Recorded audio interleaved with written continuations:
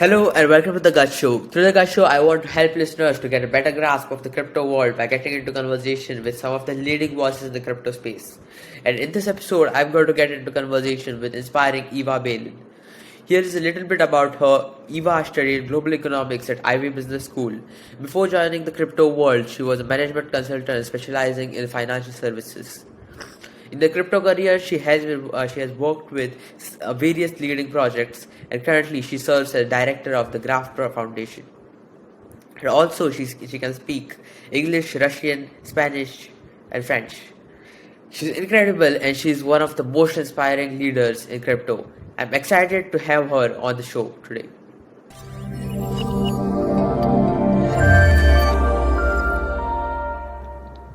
Hi Eva, welcome to the Gaj Show. How are you today? I'm great. Thank you so much for having me. Awesome. So, you to leave your past life as a management consultant and get into crypto? Also, how was the transition? Yeah, so I can start with my background. It was in economics and business. I studied in Canada and went into management consulting, focusing on financial services, banking, and payments. And at the same time, my brother, Mark Beylin, was building Bounty's network at Consensus. So I started learning a lot more about Ethereum and its potential use cases, especially as it related to my line of work. And it came to a point where I just couldn't really continue working on legacy infrastructure. I needed to be part of this future technology. So I took a sabbatical to spend a few months properly learning about Ethereum. Did this make sense? Was it worth really uprooting my career? And it turned out it was. And so I left and have never looked back. Wow, wow. So, how was the first day in crypto? Yeah, so while I was still figuring out where I could add value, I started going to hackathons. And I guess that would be my first day in crypto. I would say like ETH Denver, was my first foray into the community. And I remember being quite overwhelmed just by the rigor and intelligence of the community because there's so much knowledge about very niche problems, computer science, whether it's cryptography. And that was really exciting. I think that's definitely a feature of the community, but being intimidating, as it was, I felt the need to dive right into research. And so I found, probably for most people, the first few months of you joining crypto is a lot of reading, a lot of processing, kind of mental overload to capture, really what's going on here. And then quickly, finding where you can add value because I think in the past, crypto has been very, engineering focused, like you need to have a technical background. And really, this is an industry as any other and requires all skill sets. So really, my first day was just trying to capture as much info as I could and also, enjoying being around such intelligent people. Awesome, amazing. So, yeah. So, I would really love to know what did you do to grow in the crypto space? I mean, what things help you in your career? Yeah, in terms of education or just really any kind of resourcing. Okay. Uh, Yeah. So like I said, when I was just learning about Ethereum, I took a sabbatical to like really dive in, and my main resource was YouTube, because you can see basically every single hackathon or technical workshop. Everything's recorded, past and present, and that's really the best way to emulate the experience of a hackathon or a conference because you get to see, the work live. You get to pause, and then crypto Twitter, I would say, is the main playground for crypto. A lot of news breaks on Twitter, and that's really the new style of communication. So, whether you're an anon or just secretly following people, I think it's really important to have a presence or spend some time looking at crypto Twitter because that's where a lot of the key research topics also come out. And then lastly, Discord. Discord is where everyone's sub community is forming. It's really easy to join a Discord, and a lot of people and teams that are hiring will often look at their Discord and that individual's activity in a Discord as evidence of their commitment to a protocol or a community. So I think that's a great way to start learning and then also get involved.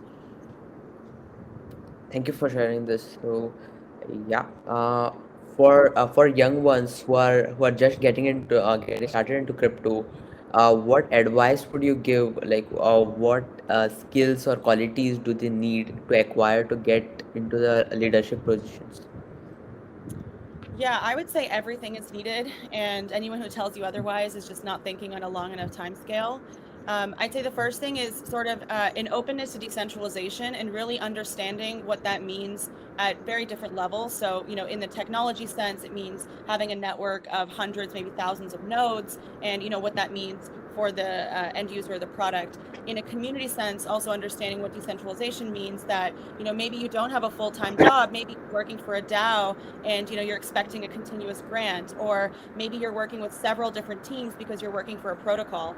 So that would be the first thing, is really understanding like why we're here. This isn't just a new fad. This is a very mission driven community. And then the next thing is like really reading as much as you can about like Solidity and Ethereum, and at whatever layer it makes sense to you, you can provide value, right? So there's a lot of teams that need a designer, and simply understanding the nuance of decentralization ethos and Ethereum and how to bring that in design is super valuable. Similarly, if you're maybe a front end engineer, starting to understand maybe where your JavaScript or TypeScript skills can be used in the Ethereum community outside of just building the blockchain or on the protocol layer. I would really encourage also folks to explore economics more. I think that's really the underlying cusp of crypto is incentive mechanisms and game theory, and so you don't need to be an engineer to provide value in even mechanism design if you can understand logic and economics really well. Amazing. This will be like very helpful for the listeners.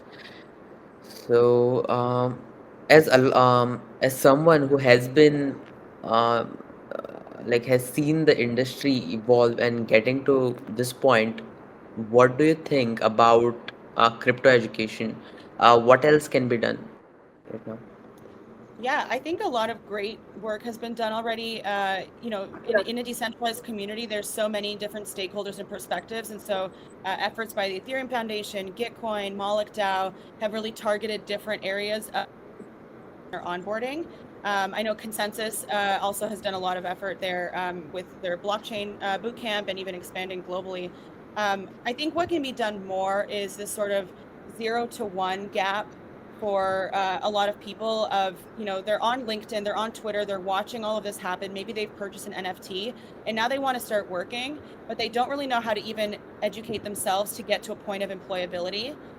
So a lot of what I'm seeing is, people who want to work in crypto and, are really excited and writing things like, oh, I know what a seed phrase is and I know what proof of work means on their resume, but they're not quite there to be employable. They're not quite there to fully understand maybe the programming language or the, data architecture or even the community.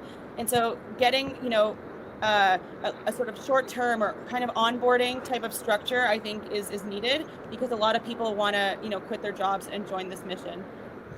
Yeah. Yes, I. Yeah. Uh, you are you're passionate about DAOs. So how do you think DAOs will evolve in the coming years? Yeah, DAOs have been really great so far in, bootstrapping communities, and especially for kind of emergency situations. So I mentioned Moloch DAO, that really arose from a need to fund some of the ETH2 client teams because they were underfunded. I think that DAOs so far have been very evolved around tokens. And the role that a token plays in a governance and then thus creating a DAO. And I think we're going to move much more to conviction-based and maybe reputation-based voting.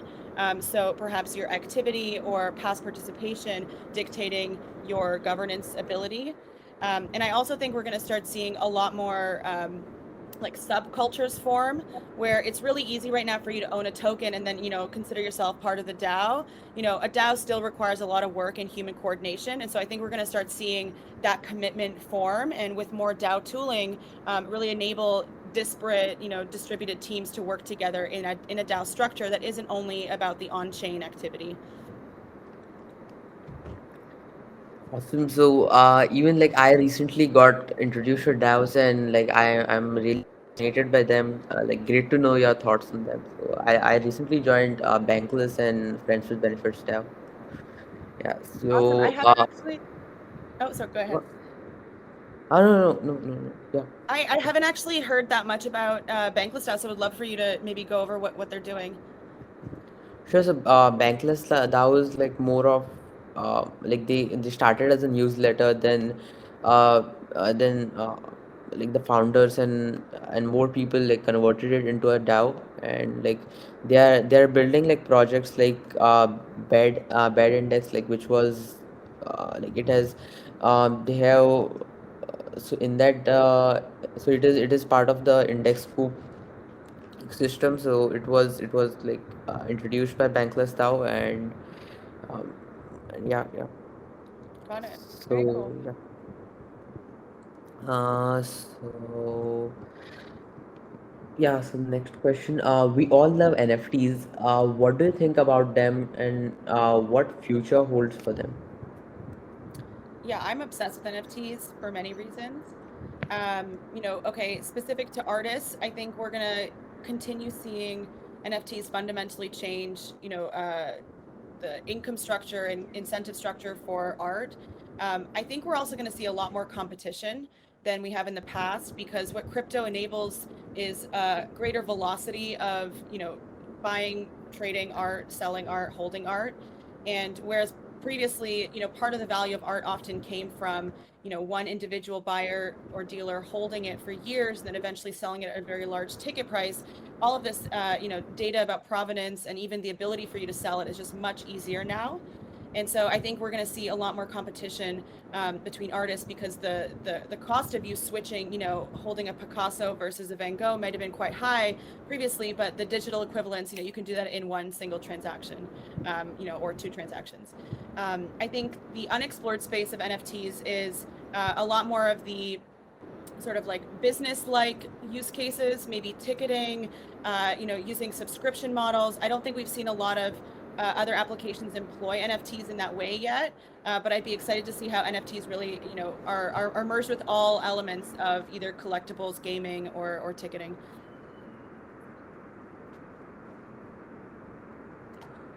Amazing to know that know this. Also through Gaj, I'm also building also trying to build a solid NFT platform. Like recently we launched NFT farming. So this answer will be like really helpful for like the new people in like they are, who are learning NFTs.